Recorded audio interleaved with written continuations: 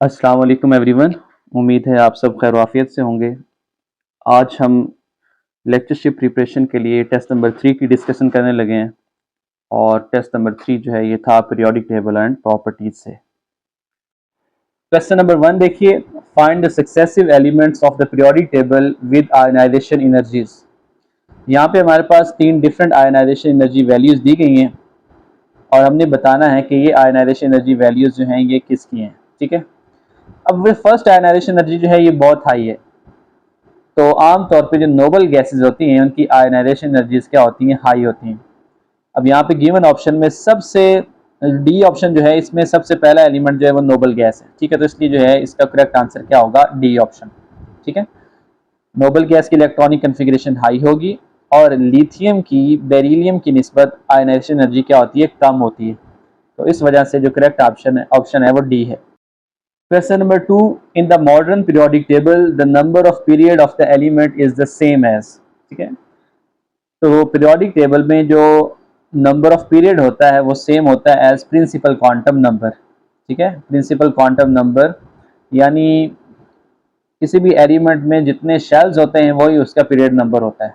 ठीक है, सो इसलिए ए ऑप्शन जो है ये करेक्ट है। क्वेश्चन नंबर 3 देखें, the correct order of the size of.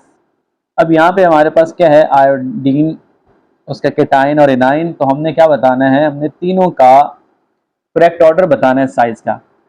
याद रखिए कि आमतौर पे क्या होता है, जो एनाइन है उसका साइज ग्रेटर होता है as compare to parent atom और केटाइन का साइज स्मॉल होता है as compare to parent atom. So इसलिए करेक्ट आंसर जो है वो है सी ऑप्शन। क्वेश्चन नंबर 4 देखें, for the same value of n the penetration power of the orbitals follows the order.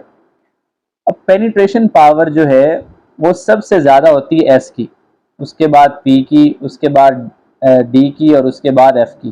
ठीक है, जो सब शेल जो है जितना ज़्यादा न्यूक्लियस के क्लोज होगा उतनी ज़्यादा पेनिट्रेशन पावर होगी। ठीक है, तो इसलिए करेक्ट आंसर जो है वो है सी ऑप्शन। ठीक है, जितनी ज़्यादा पेनिट्रेशन पावर, ठीक है, तो क्या होगा, उतनी ज़्यादा न्यूक्लियर अट्रैक्शन होती है उन इलेक्ट्रॉन। क्वेश्चन नंबर 5 देखें, which of the reactions will need the maximum amount of energy. ठीक है, अब यहाँ पे ज़रा देखिएगा कि सोडियम जो है उसने अपना फर्स्ट इलेक्ट्रॉन लॉस किया है, कैल्शियम ने सेकंड, पोटाशियम ने भी सेकंड, जबकि कार्बन ने थर्ड इलेक्ट्रॉन जो है वो लॉस किया। तो याद रखिएगा हमेशा जो है जैसे जैसे आयनाइजेशन एनर्जी, ठीक है, इंक्रीज होगी वैसे वैसे उनकी वैल्यू भी इंक्रीज होगी। जैसे कि third ionization energy value greater होती है एज कम्पेयर टू सेकंड और second ionization energy value greater होती है एज कम्पेयर टू फर्स्ट।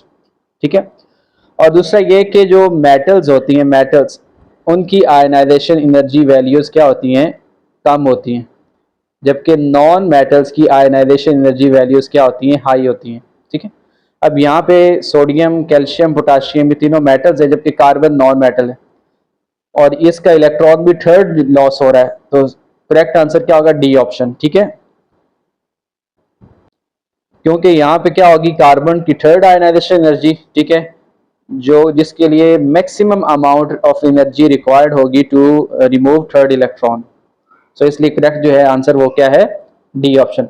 अब याद रखिए कि जैसे जैसे इलेक्ट्रॉन लॉस होता है तो बाकी इलेक्ट्रॉन्स पे न्यूक्लियस की अट्रैक्शन बढ़ती है, तो मजीद इलेक्ट्रॉन निकालना मुश्किल होता जाता है। इस वजह से फर्स्ट की निस्बत सेकंड और सेकंड की निस्बत third ionization energy value high होती है। क्वेश्चन नंबर 6 देखें, which of the following statement is incorrect. अब यहाँ पे फर्स्ट ऑप्शन क्या है कि first ionization energy of oxygen is lower than that of nitrogen. तो ये तो बात ठीक है कि नाइट्रोजन की ज्यादा होती है आयनाइजेशन एनर्जी और ऑक्सीजन की कम होती है first, but second ionization energy oxygen is higher than that of nitrogen. तो ये बात भी ट्रू है। याद रखिएगा नाइट्रोजन की फर्स्ट आयनाइजेशन एनर्जी ग्रेटर है ऑक्सीजन की निस्बत, लेकिन सेकंड आयनाइजेशन एनर्जी जो है वो लेस है। ठीक है, सेकंड क्वेश्चन के सेकंड देखिएगा option, the enthalpy of nitrogen to gain an electron is almost zero. जो इलेक्ट्रॉन अफिनिटी है वो नाइट्रोजन की वो ऑलमोस्ट जीरो ही होती है, क्योंकि नाइट्रोजन के जो पी ऑर्बिटल है वो हाफ फिल्ड होता है। ठीक है, स्टेबल इलेक्ट्रॉनिक कन्फिग्रेशन की वजह से क्या है कि मजीद इलेक्ट्रॉन वो गेन नहीं करना चाहता। जबकि फास्फोरस की क्या है, फास्फोरस की 74.3 किलो जॉल, ये भी ट्रू है। Isoelectronic ions belong to the same period, तो ये सी ऑप्शन है, ये इनकरेक्ट है। सी ऑप्शन क्या है, इनकरेक्ट है। आइसो इलेक्ट्रॉनिक आयंस जरूरी नहीं कि वो सेम पीरियड से बिलोंग करें, ठीक है। अब जरा यहाँ पे देखिएगा, हमारे पास सोडियम आयन, अब यहाँ पे इसके पास कितने इलेक्ट्रॉन होते हैं, 10। इसी तरह नियोन के पास भी 10 इलेक्ट्रॉन, और अगर हम एफ नेगेटिव की बात करें तो इसके पास भी 10 इलेक्ट्रॉन है। अब ये दोनों जो हैं ये सेकंड पीरियड से बिलोंग करते हैं, जबकि सोडियम जो है वो थर्ड पीरियड से बिलोंग करता है। तो इसलिए जो है आइसो इलेक्ट्रॉनिक आयंस के लिए जरूरी नहीं है कि वो सेम पीरियड से हों। So C option is incorrect. The correct order of electronegativity is, अब याद रखिएगा electronegativity left to right increase होती है, टॉप टू बॉटम क्या होती है, डिक्रीज होती है, ठीक है।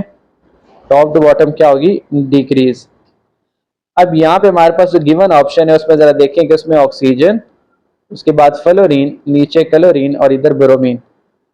तो सबसे ज्यादा इलेक्ट्रोनेगेटिविटी किसकी है, फ्लोरीन की है, उसके बाद ऑक्सीजन की, उसके बाद क्लोरीन और उसके बाद ब्रोमीन। सो इसलिए करेक्ट आंसर क्या होगा, करेक्ट आंसर होगा बी ऑप्शन। क्वेश्चन नंबर 8 देखें, टू डिफरेंट बीकर्स, हमारे पास दो डिफरेंट बीकर हैं, उनमें हमारे पास सोल्यूशन है, एक में M1OH जबकि दूसरे में क्या है, M2OH, यानी हमारे पास दो डिफरेंट हाइड्रोक्साइड्स हैं। अब यहाँ देखिएगा, find the nature of two solutions, हमने नेचर बतानी है दोनों सॉल्यूशंस की क्या होगी। M1 की इलेक्ट्रोनेगेटिविटी कितनी है, इसकी है 3.4, और M2 की इलेक्ट्रोनेगेटिविटी कितनी है, इसकी है 1.2। तो ये मोर इलेक्ट्रोनेगेटिव है एज कम्पेयर टू M2। तो जरा देखिएगा, इसकी 3.4 है इलेक्ट्रोनेगेटिविटी, इट मीन्स कि ये नॉन मेटल है, जबकि M2 की कितनी है, 1.2। इसका मतलब है ये क्या है, ये लो इलेक्ट्रोनेगेटिविटी है, तो इसका मतलब है ये मेटल है। तो याद रखिएगा, मेटल हाइड्रोक्साइड जो है ये इनका बेसिक सोल्यूशन होता है, जबकि नॉन मेटेलिक हाइड्रोक्साइड का सोल्यूशन क्या होता है, इनका एसिडिक सोल्यूशन होता है। तो यहाँ जरा देखिएगा, इसका सोल्यूशन पढ़ते हैं। अब ये क्या है, ये एसिडिक है M1 वाला, उसकी रीजन क्या है कि M1 is a non metal और मेटलाइट, क्योंकि इसकी इलेक्ट्रोनेगेटिविटी हाई है, जबकि M2 वाला बेसिक है, क्योंकि लो इलेक्ट्रोनेगेटिविटी है M2 की, तो इस वजह से इसका सोल्यूशन क्या होगा, बेसिक होगा। सो करेक्ट आंसर क्या होगा, D option. Which one is the most acidic among these, ठीक है। अब जो एसिडिक बिहेवियर है वो लेफ्ट टू राइट क्या होता है, increase, top to bottom decrease होता है, ठीक है। टॉप टू बॉटम क्या होता है, डिक्रीज होता है। अब यहां जरा देखिएगा, ये सोडियम, ठीक है, और सोडियम से नेक्स्ट क्या होता है, मैग्नीशियम, उसके बाद एल्यूमिनियम, और मैग्नीशियम से नीचे है कैल्शियम। अब मैग्नीशियम और कैल्शियम अल्कलाइन अर्थ मेटल हैं, सोडियम जो है ये क्या है, ये अल्कली मेटल है, जबकि एल्यूमिनियम जो है ये थर्ड ग्रुप में आता है। तो लेफ्ट टू राइट क्योंकि एसिडिक कैरेक्टर इंक्रीज होता है, तो मोस्ट एसिडिक फिर कौन सा होगा, एल्यूमिनियम ऑक्साइड। तो इसका करेक्ट आंसर है सी ऑप्शन। अभी याद रखिएगा, बेसिकली एल्यूमिनियम ऑक्साइड जो है ये एम्फोटेरिक है, ये एज अ एसिड भी एक्ट करता है और एज अ बेस भी एक्ट करता है। बाकी तीनों जो हैं, sodium oxide, magnesium oxide, calcium oxide, ये सब क्या हैं, ये मेटल्स हैं, और ये इनके ऑक्साइड क्या होते हैं, बेसिक ऑक्साइड्स होते हैं, ठीक है। तो एसिडिक ऑक्साइड किसके होते हैं, non metal oxides are acidic, जबकि metal oxides are basic in nature. और अगर लो इलेक्ट्रोपॉजिटिव मेटल्स हैं तो उनके ऑक्साइड क्या होते हैं, उनके ऑक्साइड होते हैं एम्फोटेरिक। क्वेश्चन नंबर 10 देखें, which one will have the highest second ionization energy. अब सेकंड आयनाइजेशन एनर्जी किसकी हाई होगी, ठीक है, कि जिसमें सेकंड इलेक्ट्रॉन निकालना सबसे मुश्किल होगा, ठीक है। और यहाँ पे हमें इलेक्ट्रॉनिक कॉन्फ़िगरेशन दी हुई है, तो हमने इसको देख के बताना है कि सेकंड आयनाइजेशन एनर्जी किसकी हाई होगी। अब ये जरा फर्स्ट वाला देखिएगा, फर्स्ट वाले में क्या है, 1s2 2s2 2p6 3s1। अब जब अपना फर्स्ट इलेक्ट्रॉन लॉस करेगा तो पीछे इसकी इलेक्ट्रॉनिक कॉन्फ़िगरेशन ये किसकी अटेन कर लेगा, नोबल गैस की। अब क्योंकि ये क्या है, स्टेबल इलेक्ट्रॉनिक कॉन्फ़िगरेशन है, नोबल गैस की इलेक्ट्रॉनिक कॉन्फ़िगरेशन इसने अटेन कर ली है, तो सेकंड इलेक्ट्रॉन निकालने के लिए बहुत ज्यादा एनर्जी रिक्वायर्ड होगी, ठीक है। सो इसलिए करेक्ट आंसर जो है वो ए ऑप्शन है। ए इसकी क्या है, फर्स्ट इलेक्ट्रॉन रिमूव होने के बाद इसकी इलेक्ट्रॉनिक कॉन्फ़िगरेशन जो है ये किसके अटेन कर लेता है, नोबल गैस नियॉन की। तो इस वजह से सेकंड इलेक्ट्रॉन निकालने के लिए बहुत हाई एनर्जी रिक्वायर्ड होगी, इस वजह से इसकी क्या है, हाईएस्ट सेकंड आयनाइजेशन एनर्जी है। क्वेश्चन नंबर 11 देखें, which of the following elements have the maximum negative electron gain enthalpy. अब इलेक्ट्रॉन गेन इंथैल्पी किसे बोलते हैं, इलेक्ट्रॉन अफिनिटी को, इलेक्ट्रॉन अफिनिटी को। ठीक है, तो मैक्सिमम इलेक्ट्रॉन अफिनिटी किसकी है, वो होती है क्लोरीन की। ठीक है, किसकी है, क्लोरीन की जो इलेक्ट्रॉन अफिनिटी है वो सबसे ज्यादा होती है। अब बाय हम पढ़ते हैं left to right electron affinity increase होती है, टॉप टू बॉटम डिक्रीज होती है। तो होनी तो किसकी चाहिए थी, फ्लोरीन की सबसे ज्यादा होनी चाहिए थी, लेकिन क्योंकि फ्लोरीन का साइज स्मॉल है, ठीक है, हाई चार्ज डेंसिटी है, तो इस वजह से आने वाले इलेक्ट्रॉन को रिपल्शन होती है, तो इस वजह से उसकी इलेक्ट्रॉन अफिनिटी लेस है, क्लोरीन की इलेक्ट्रॉन अफिनिटी क्या है, सबसे ज्यादा है। क्वेश्चन नंबर 12 देखिए, the elements on the right side of the periodic table. Periodic table के राइट साइड पे क्या है, ठीक है, अब याद रखिएगा पीरियोडिक टेबल के लेफ्ट साइड की तरफ मेटल्स हैं, ठीक है, राइट साइड की तरफ क्या है, नॉन मेटल्स हैं, नॉन मेटल्स। अब पीरियोडिक टेबल को इस तरह अरेंज किया गया है कि उसके एलिमेंट्स में पीरियोडिसिटी पाई जाती है, ठीक है, यानी प्रॉपर्टीज में रेपिटेशन पाई जाती है। लेफ्ट साइड पे क्या है, लेफ्ट साइड पे मेटल्स हैं, ठीक है, राइट साइड की तरफ क्या है, राइट साइड पे करैक्टर जो है वो मेटालिक से नॉन मेटालिक की तरफ शिफ्ट हो रहा है, ठीक है। अगर हम टॉप राइट साइड की बात करें तो वहां पे हेलोजन्स हैं और नोबल गैसेस हैं, ठीक है, जो कि क्या है, non metal. So C option correct. Question number 13 देखें, which of the following order is not in accordance with the property stated against it. अब यहाँ सबसे पहले ऑक्सीडाइजिंग पावर की बात करें तो फ्लोरीन की सबसे ज्यादा है, उसके बाद क्लोरीन की, उसके बाद ब्रोमीन और इसके बाद आयोडीन, तो ये तो ट्रू है। उसके बाद अगर हम एसिडिक प्रॉपर्टी की बात करें तो सबसे ज्यादा एसिडिक जो है वो हाइड्रोजन आयोडाइड, उसके बाद HBr, उसके बाद HCl और उसके बाद HF, तो ये भी क्या है, ट्रू है। उसके बाद इलेक्ट्रोनेगेटिविटी देखें तो फ्लोरीन की ज्यादा है, उसके बाद क्लोरीन, ब्रोमीन और उसके बाद आयोडीन, तो ये भी क्या है, ट्रू है। बॉन्ड डिसोसिएशन एनर्जी, अब याद रखिएगा कि डाउन द ग्रुप जैसे जैसे क्या होता है, साइज इंक्रीज होता है, तो बॉन्ड डिसोसिएशन एनर्जी क्या होती है, डिक्रीज होती है, ठीक है, बॉन्ड डिसोसिएशन एनर्जी क्या होगी, डिक्रीज होगी। तो लेकिन यहाँ पे एक एक्सेप्शन है कि क्या है कि जो फ्लोरीन है, fluorine involves repulsion of non bonding electrons. अब फ्लोरीन का क्योंकि साइज कम है, हाई चार्ज डेंसिटी है, तो नॉन बॉन्डिंग इलेक्ट्रॉन्स के दरमियान क्या होती है, रिपल्शन होती है, ठीक है, और इस रिपल्शन की वजह से इसकी डिसोसिएशन एनर्जी जो कि सबसे ज्यादा होनी चाहिए थी वो क्या है, वो लो है। तो करेक्ट ऑर्डर जो है वो क्या है, करेक्ट ऑर्डर है, जरा देखिएगा, क्लोरीन की सबसे ज्यादा है, उसके बाद ब्रोमीन की, उसके बाद फ्लोरीन की है, और उसके बाद लास्ट पे क्या है, लास्ट पे है आयोडीन, ठीक हो गया। तो ये करेक्ट ऑर्डर है बॉन्ड डिसोसिएशन एनर्जी का। सो इसलिए इसका करेक्ट आंसर जो है, यानी इनकरेक्ट जो है प्रॉपर्टी वो कौन सी है, ये बॉन्ड डिसोसिएशन एनर्जी का ऑर्डर इनकरेक्ट दिया हुआ है। क्वेश्चन नंबर 14 देखें, the element having the electronic configuration. अब इसकी इलेक्ट्रॉनिक कॉन्फ़िगरेशन, इसके वैलेंस शेल जो है थर्ड है, इसके S में 2 इलेक्ट्रॉन है और P में 1 इलेक्ट्रॉन है, ठीक है। अब पूछा है कि ये किससे बिलोंग करता है, ये ट्रांजिशन एलिमेंट है, रिप्रेजेंटेटिव एलिमेंट है, इनर्ट गैस है, या इनर ट्रांजिशन एलिमेंट है, ठीक है। तो ये बेसिकली P ब्लॉक से बिलोंग करता है, और S ब्लॉक अल्कली और अल्कलाइन अर्थ मेटल, और P ब्लॉक ग्रुप्स 13 से ग्रुप 17 तक, ठीक है, ये क्या कहलाते हैं, ये कहलाते हैं रिप्रेजेंटेटिव एलिमेंट्स। क्या कहलाते हैं, रिप्रेजेंटेटिव एलिमेंट्स। सो बी करेक्ट आंसर जो है करेक्ट है। The element with atomic number 118 will be, ठीक है, ये क्या है, ट्रांजिशन एलिमेंट है, अल्कली मेटल है, अल्कलाइन अर्थ मेटल है, या नोबल गैस है, ठीक है। जब हम क्या करते हैं, पीरियोडिक टेबल को देखते हैं और लास्ट जो पीरियड है, 7th पीरियड, उसको एक्सटेंड करें तो हमारे पास आखिरी जो एटॉमिक नंबर है वो आता है 118।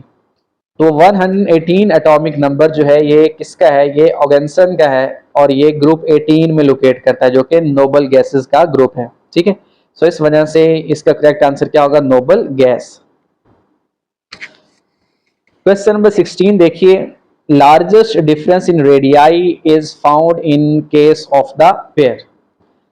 अब ये जरा देखिएगा, लिथियम और सोडियम, हमारे पास लिथियम है, उसके बाद लिथियम, सोडियम, पोटाशियम, रुबिडियम और सीजियम। अब लिथियम में क्या होता है, लिथियम में 2 शेल हैं, सोडियम में 3, पोटाशियम में 4, रुबिडियम में 5 और सीजियम में 6। अब याद रखिएगा, जैसे जैसे शेल्स न्यूक्लियस से दूर होते जाते हैं उनका इंटर न्यूक्लियर डिस्टेंस जो है वो भी इंक्रीज होता है, वो भी क्या होता है, इंक्रीज होता है। ठीक है, सो इसलिए करेक्ट आंसर क्या होगा, करेक्ट आंसर जो है वो डी ऑप्शन। क्या है, डी ऑप्शन।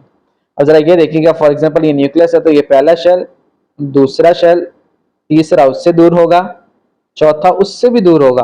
तो जैसे जैसे नंबर ऑफ शेल जो हैं वो न्यूक्लियस से दूर होते जाते हैं उनका इंटर न्यूक्लियर डिस्टेंस, रेडियस जो है वो क्या होता है, रेडियस रेडियाई डिफरेंस भी इंक्रीज होता है। क्वेश्चन नंबर 17 देखिए, among the elements calcium, magnesium, phosphorus and chlorine, the order of increasing atomic radii। अब इसमें हमने एटॉमिक रेडियस बताना है, ठीक है, इनका इसका इंक्रीजिंग ऑर्डर। तो याद रखिएगा, left to right atomic radius जो है वो डिक्रीज होता है, टॉप टू बॉटम इंक्रीज होता है। तो इन एलिमेंट्स की हमारे पास अरेंजमेंट क्या है, ठीक है, हमारे पास मैग्नीशियम, उसके बाद आता है एल्यूमिनियम, फॉस्फोरस, सल्फर, क्लोरीन, जबकि सोडियम आता है, कैल्शियम आता है मैग्नीशियम के नीचे, सोडियम यहाँ पे है। अब सबसे ज़्यादा एटॉमिक रेडियस होगा कैल्शियम का, ठीक है, लेफ्ट टू राइट तो डिक्रीज होता है, तो फिर किसका होगा, फिर होगा मैग्नीशियम का, उसके बाद फॉस्फोरस और उसके बाद क्लोरीन। ठीक है, सो इसका करेक्ट आंसर क्या बन रहा है, करेक्ट आंसर जो है वो है बी ऑप्शन। ठीक है, हमने इंक्रीजिंग ऑर्डर देना था तो क्लोरीन का सबसे कम, उसके बाद फॉस्फोरस का सबसे ज़्यादा है, फिर मैग्नीशियम और कैल्शियम का सबसे ज़्यादा। क्वेश्चन नंबर 18 देखिए, विच of the following order of ionic radii is correctly represented. अब इसमें अगेन हमने बताना है कि आयनिक रेडियाई जो है उसका ऑर्डर। अब इसमें याद रखिएगा कि एक तो हम नॉर्मली ट्रेंड फॉलो करते हैं कि left to right atomic radius decrease होता है, टॉप टू बॉटम इंक्रीज होता है। उसके बाद आपने याद रखना है कि एनाइन का पेरेंट एटम की निस्बत साइज ग्रेटर होता है, केटाइन का पेरेंट एटम की निस्बत साइज स्मॉल होता है। ठीक है, सो इसमें फर्स्ट ऑप्शन देखें तो फर्स्ट ऑप्शन में ऑक्सीजन पे 2 नेगेटिव, ऑक्सीजन पे नेगेटिव है, फ्लोरीन पे भी नेगेटिव है और सोडियम पे भी नेगेटिव है। ठीक है, यहाँ पे ऑक्सीजन का जो है चार्ज वो ग्रेटर होगा एज कम्पेयर टू फ्लोराइड जो आयन है, तो ये तो रॉन्ग है। उसके बाद नीचे जरा देखें तो नाइट्राइड आयन का ग्रेटर होता है, तो ये भी रॉन्ग है। सी ऑप्शन जो है ये करेक्ट है कि इसमें क्या है, हाइड्राइड आयन का साइज ग्रेटर होगा हाइड्रोजन एटम की निस्बत और इसका ग्रेटर होगा H पॉजिटिव की निस्बत। सो सी ऑप्शन जो है ये करेक्ट है। जब भी हम आइसो इलेक्ट्रॉनिक स्पीशी की बात करते हैं तो फिर हम नेगेटिव चार्ज को देखते हैं कि जिस पर नेगेटिव चार्ज ज़्यादा होगा तो उसका जो आयनिक रेडियस है वो भी क्या होगा, ज़्यादा होगा। क्वेश्चन नंबर 19 देखें, which of the order for ionization energy is correct. अब इसमें हमने आयनाइजेशन एनर्जी का ऑर्डर बताना है। लेफ्ट टू राइट जो है आयनाइजेशन एनर्जी इंक्रीज होती है, टॉप टू बॉटम डिक्रीज होती है, ये तो हम सबको मालूम है। अब यहाँ पे जरा देखें कि अगर हम बात करें सेकेंड पीरियड की, ठीक है, तो सेकेंड पीरियड हमारे पास क्या है, हमारे पास है lithium, beryllium, boron, carbon, nitrogen, oxygen और फिर फ्लोरीन। अब यहाँ पे कुछ एक्सेप्शन है, एक्सेप्शन कहाँ पे है, बेरिलियम और बोरॉन के दरमियान और इसी तरह नाइट्रोजन और ऑक्सीजन के दरमियान। अब यहाँ पे क्या है कि बेरिलियम के पास एस सब शेल में 2 इलेक्ट्रॉन है, उसका एस सब शेल कंप्लीट है, स्टेबल इलेक्ट्रॉनिक कन्फिग्रेशन है। तो स्टेबल इलेक्ट्रॉनिक कन्फिग्रेशन में से इलेक्ट्रॉन को निकालने के लिए ज्यादा एनर्जी रिक्वायर्ड है, इस वजह से बेरिलियम की आयनाइजेशन एनर्जी ग्रेटर है एज कम्पेयर टू बोरॉन। ठीक है, और इसी तरह नाइट्रोजन के p sub shell half filled है, स्टेबल इलेक्ट्रॉनिक कन्फिग्रेशन की वजह से वहां से भी इलेक्ट्रॉन को रिमूव करना मुश्किल है। तो नाइट्रोजन की जो आयनाइजेशन एनर्जी है वो भी ऑक्सीजन से क्या होती है, ग्रेटर होती है। ठीक है, तो अगर हम बात करें इसके करेक्ट ऑर्डर की तो करेक्ट ऑर्डर फिर क्या होगा, इसको हम रीअरेंज कर लेते हैं। ठीक है, यहाँ पे आएगा बोरॉन, फिर बेरिलियम, यहाँ पे क्या आएगा ऑक्सीजन और इधर आएगा नाइट्रोजन। सो इसका करेक्ट आंसर जो है वो क्या बनता है? करेक्ट आंसर इसका है बी। ठीक है, बोरॉन, बेरिलियम, कार्बन, ऑक्सीजन और नाइट्रोजन। क्वेश्चन नंबर 20 देखिए, identify the least stable ion among the following. Least stable कौन सा होगा? ठीक है, अब जरा देखिएगा कि lithium Li negative, Li negative, अब जब ये इलेक्ट्रॉन गेन करता है, इलेक्ट्रॉन गेन करेगा तो इसके 2s में 2 इलेक्ट्रॉन हो जाएंगे, यानी इसका 2s जो है वो कंप्लीटली फिल हो जाएगा। जब हम बेरिलियम की बात करते हैं Be नेगेटिव, तो बेरिलियम में क्या होगा? 2s2 2p1 आ जाएगा इलेक्ट्रॉन। ऑलरेडी इसका s sub shell completely fill था, इसकी क्या थी? इलेक्ट्रॉनिक कन्फिग्रेशन स्टेबल थी, लेकिन एक नेगेटिव चार्ज आने की वजह से पी में चला गया तो अब ये ज्यादा रिएक्टिव हो गया।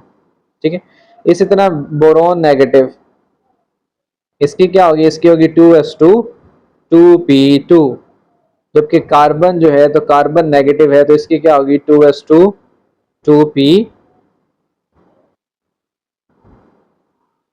2p3। अब कार्बन ने इलेक्ट्रॉन गेन करके इसके पी इसका क्या हो गया? हाफ फिल्ड हो गया, तो यहाँ भी इलेक्ट्रॉनिक कन्फिग्रेशन स्टेबल हो चुकी है, यहाँ भी स्टेबल हो चुकी है। ठीक है, जो बोरॉन है, अब इसने इलेक्ट्रॉन गेन किया तो इसके पी में 2 इलेक्ट्रॉन हो गए। ठीक है, वहां पे एक्सचेंज एनर्जी की वजह से क्या होगा कि ये स्टेबल होगा, जबकि बेरिलियम के 2p में जस्ट 1 इलेक्ट्रॉन है, तो इस वजह से लीस्ट स्टेबल क्या होगा? फिर वो बेरिलियम नेगेटिव होगा। ठीक है, क्वेश्चन नंबर 21 देखें, यहाँ पे हमने रॉन्ग बताना है, रॉन्ग ऑर्डर कौन सा है। ठीक है, एसिडिक की अगर हम बात करें तो सबसे acidic character down the group increase होता है, ये तो ठीक है। आयनाइजेशन पोटेंशियल यानी आयनाइजेशन एनर्जी वो डाउन द ग्रुप क्या होती है? डाउन द ग्रुप डिक्रीज होती है, लेकिन यहाँ पे इंक्रीज है, तो इसलिए रॉन्ग ऑप्शन जो है वो बी है। ठीक है, ionization potential decreases down the group. इसी तरह बेसिक करैक्टर जो है वो भी क्या होता है? वो टॉप टू बॉटम जो है वो इंक्रीज होता है, लेफ्ट टू राइट डिक्रीज होता है। ठीक है, तो ये ऑर्डर करेक्ट है। आयनिक रेडियस भी क्या होता है? टॉप टू बॉटम इंक्रीज होता है, तो ये भी करेक्ट है, तो बी ऑप्शन जो है ये रॉन्ग ऑप्शन है।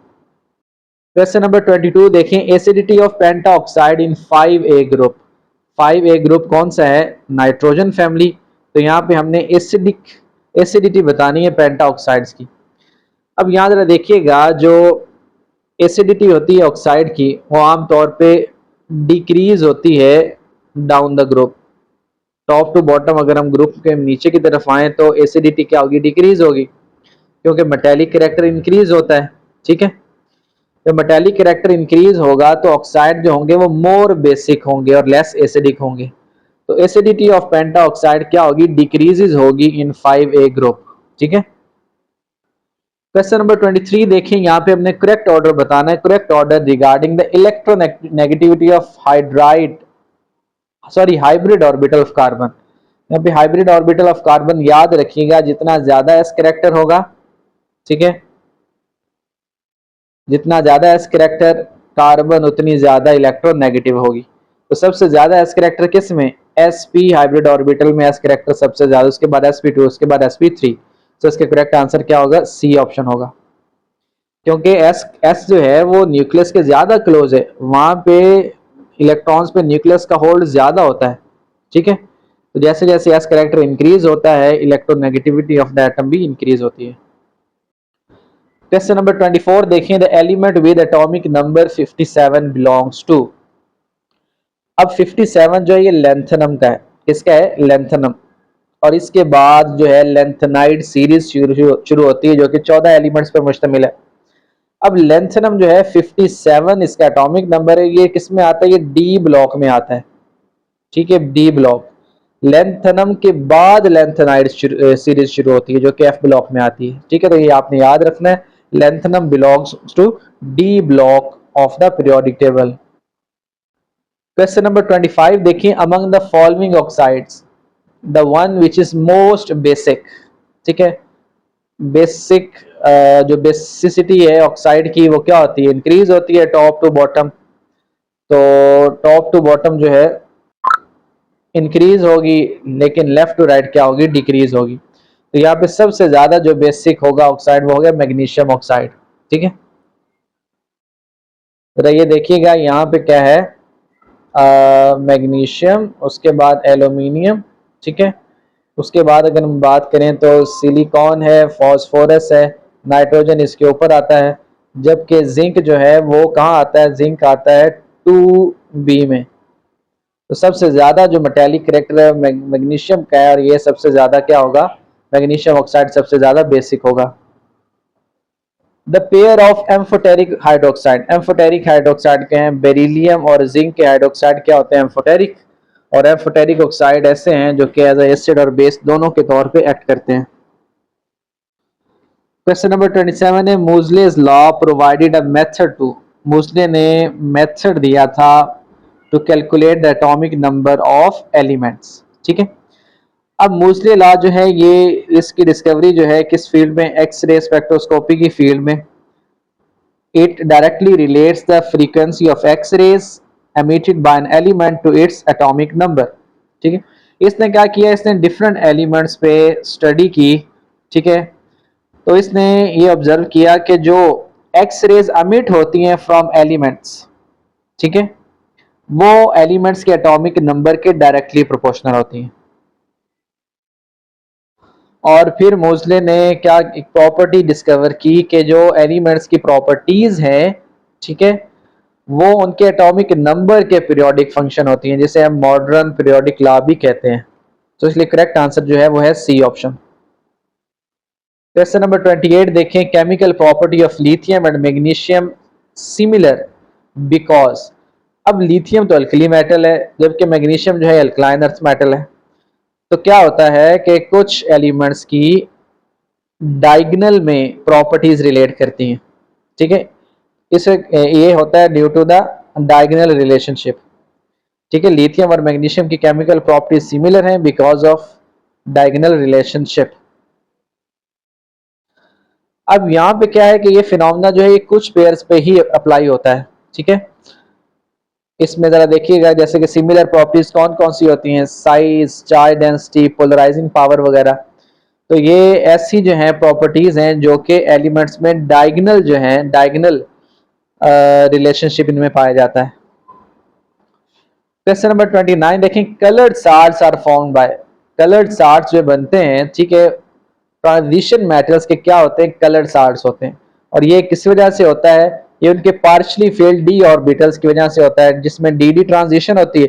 और डी डी ट्रांजिशन के नतीजे में क्या होता है, इलेक्ट्रॉन पहले एक्साइट होते हैं और फिर डी एक्साइट होते हैं, जिसके नतीजे में कलर शो होता है। क्वेश्चन नंबर 30 देखें, the metal having highest melting point is, सबसे ज्यादा मेल्टिंग पॉइंट मेटल्स में से किसका है, टंगस्टन का है। वो कितना है, 3422 डिग्री सेल्सियस, यानी 3422 डिग्री सेल्सियस, जो कि फ़ारेनहाइट में कितना बनता है, 6192 फ़ारेनहाइट। और मेटल्स में सबसे ज्यादा मेल्टिंग पॉइंट किसका है, टंगस्टन का है। अब यहाँ पे डायमंड भी है, तो डायमंड जो है ये नॉन मेटल है, मेटल नहीं है, और हमने आंसर बताना था मेटल में से। क्वेश्चन नंबर 31 देखें, ionization energy of sodium is same as that of, ठीक है, electronegativity of sodium, electron affinity of neon, ionization energy of magnesium, या फिर electron affinity of sodium. So इसका करेक्ट आंसर जो है बी ऑप्शन है, sorry D option है, electron affinity of sodium. अब जो इलेक्ट्रॉन अफिनिटी जो है वो क्या है, वो एनर्जी गेन इंथैल्पी है, जबकि आयनाइजेशन एनर्जी क्या है, इसमें एनर्जी रिलीज होती है टू रिमूव इलेक्ट्रॉन। तो ये दोनों वैल्यूज क्या होंगी, इक्वल होंगी, लेकिन उनका साइन क्या होता है, ऑपोजिट होता है। ये जरा देखिएगा, अगर सोडियम क्या करता है, एक इलेक्ट्रॉन लॉस करता है और केटाइन में कन्वर्ट होता है, ठीक है, तो ये यहाँ पे आयनाइजेशन एनर्जी रिक्वायर्ड है, जबकि इसके रिवर्स में क्या होगा, इसके रिवर्स में इलेक्ट्रॉन अफिनिटी होगी, ठीक है। तो जितनी आयनाइजेशन एनर्जी वैल्यू चाहिए होगी। और क्वेश्चन नंबर 32 देखिए, the most favourable conditions for the formation of ionic bond are, ठीक है। जो मोस्ट फेवरेबल कंडीशन है उसमें केटाइन का साइज अगर लार्ज हो और एनाइन का साइज स्मॉल हो, ठीक है, तो फिर क्या होगा, फिर आयनिक करेक्टर जो है या फिर आयनिक बॉन्ड जो है उसकी फॉर्मेशन मोर फेवरेबल होगी।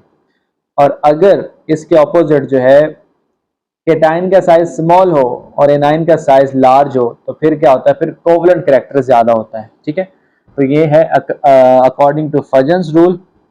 फजन्स रूल क्या कहता है, ये रूल कहता है कि अगर केटाइन का साइज लार्ज है तो फिर आयनिक कैरेक्टर फेवरेबल होगा, आयनिक बॉन्डिंग, आयनिक फॉर्मेशन। और अगर केटाइन का साइज स्मॉल है तो फिर क्या होगा, फिर कोवलेंट फॉर्मेशन, कोवलेंट कैरेक्टर ज्यादा होगा। क्वेश्चन नंबर 33 देखें, ionization energy is highest for. Ionization energy जो है सबसे ज्यादा किसकी होती है, नोबल गैसेस की होती है। इनके जो इलेक्ट्रॉनिक शेल हैं फुली फिल्ड होते हैं, तो उनमें से इलेक्ट्रॉन निकालने के लिए मच मोर एनर्जी रिक्वायर्ड होती है। क्वेश्चन नंबर 34 देखें, in view of their low ionization energies alkali metal are. अब अल्कली मेटल इनकी आयनाइजेशन एनर्जी सबसे कम होती है। ठीक है, इनमें से इलेक्ट्रॉन निकालना सबसे आसान है, तो they are strong reducing agents. ठीक है, ये क्या है, क्योंकि आसानी से इलेक्ट्रॉन लॉस हो जाता है, पॉजिटिव आयंस में कन्वर्ट होते हैं, तो act as reducing agents. Question number 35 देखें, the correct order of second ionization potential of carbon, nitrogen, oxygen and fluorine is. अब यहाँ पे हमने सेकंड आयनाइजेशन एनर्जी का ऑर्डर बताना है। ठीक है, तो again left to right ionization energy increase होती है, तो सबसे ज्यादा फिर किसकी होगी, यहाँ पे होनी तो फ्लोरीन की चाहिए। लेकिन ये जरा देखिएगा कि ऑक्सीजन जो है, ऑक्सीजन जब एक इलेक्ट्रॉन लॉस कर चुका है तो अब उसकी half field stable electronic configuration हो जाती है। ठीक है, 1s2 2s2 2p4 है। जब ये इलेक्ट्रॉन लॉस करेगा तो क्या होगा, इसकी 2p में 3 इलेक्ट्रॉन होंगे। So half field electronic configuration की वजह से ऑक्सीजन क्या स्टेबल है, ओ नेगेटिव, तो इसमें से दूसरा इलेक्ट्रॉन निकालने के लिए ज़्यादा एनर्जी चाहिए। ठीक है, उसके बाद फ्लोरीन, उसके बाद क्या आएगा नाइट्रोजन, और उसके बाद आएगा कार्बन। क्वेश्चन नंबर 36 देखें, ionic compounds are formed most easily with. अब आयनिक कंपाउंड कब बनता है, ठीक है, it is a force of attraction, ये electrostatic force of attraction between cation and anion. तो जितना इजली कोई केटाइन और एनाइन फॉर्मेशन होगी उतना आसानी से आयनिक बॉन्ड भी बनेगा। ठीक है, अब केटाइन बनने के लिए क्या जरूरी है कि इलेक्ट्रॉन लॉस हो, तो उसके लिए आयनाइजेशन एनर्जी चाहिए होगी। तो जितनी कम आयनाइजेशन एनर्जी होगी उतना ज्यादा केटाइन फॉर्मेशन फेवरेबल है। और इसी तरह एनाइन फॉर्मेशन फेवरेबल कब होगी, जब इलेक्ट्रॉन अफिनिटी क्या होगी, हाई। तो इसलिए करेक्ट आंसर जो है वो क्या है, high electron affinity and low ionization energy. तो इसका करेक्ट आंसर जो है बी ऑप्शन है।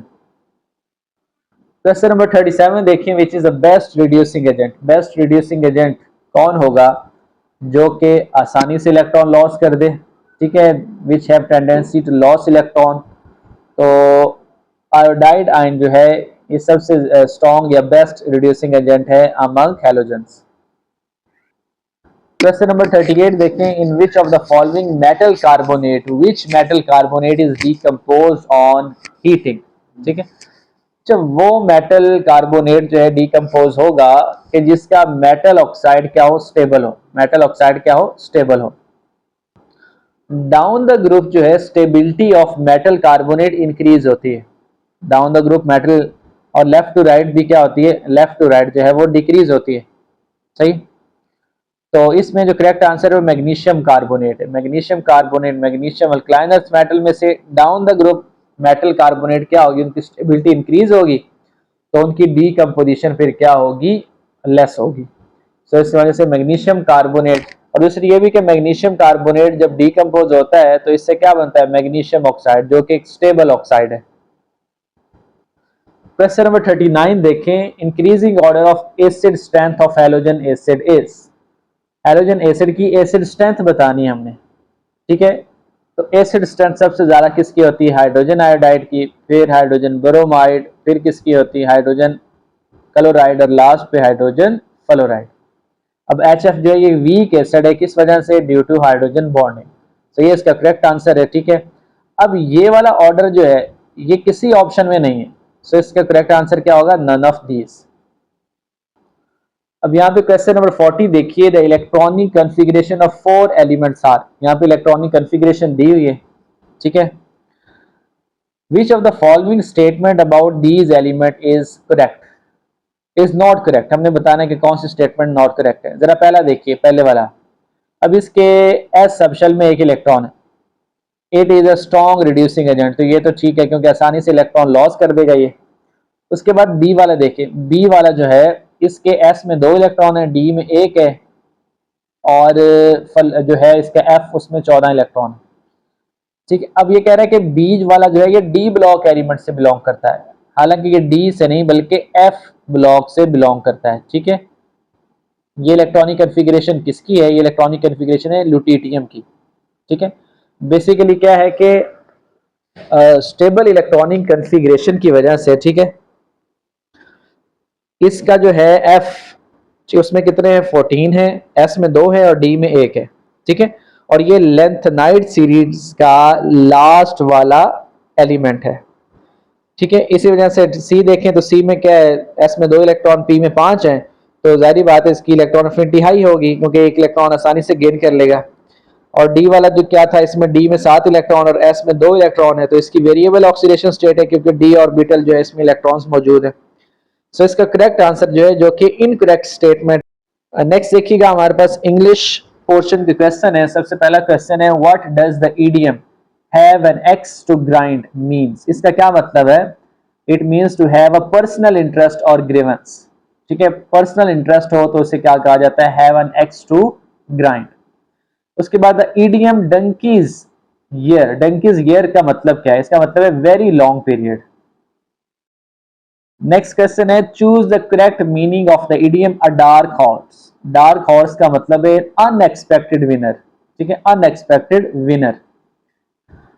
नेक्स्ट है, to get on the nerves. To get on the nerves, किसी को इरिटेट करना हो। ठीक है, तो इसका क्या होगा? डी ऑप्शन होगा, टू इरिटेट। नेक्स्ट है, सारा, you should not call it a day. ठीक है, you should not call it a day. इसका मतलब क्या है? इसका मतलब है stop working on something, stop working on something. Next 46 है, to end in smoke. To end in smoke, to ruin oneself, यानी किसी को तबाह करना हो तो उसे क्या कहते हैं? To end in some, to end in smoke. Next है, could I have a dash of a chocolate. तो चॉकलेट के लिए क्या यूज होगा? Bar of chocolate. ठीक है, he devotes much of his time dash for the future। To plan, to planning, plan या planning, तो इसका करेक्ट आंसर प्लानिंग है। he devotes much of his time planning for the future। 49 देखें, dash your instruction we have closed your bank account in accordance with your instruction. ठीक है, आपकी instruction के मुताबिक। तो लास्ट वाला देखिए, आई एम टायर्ड, टायर्ड के साथ ऑफ लगता है, I am tired of waiting, मैं इंतजार करके थक चुका हूं। तो इस टेस्ट के टोटल जो है 50 मार्क्स थे। ठीक है, तो इसमें अपने कमेंट सेक्शन में बताइए कि आपने कितने मार्क्स ऑब्टेन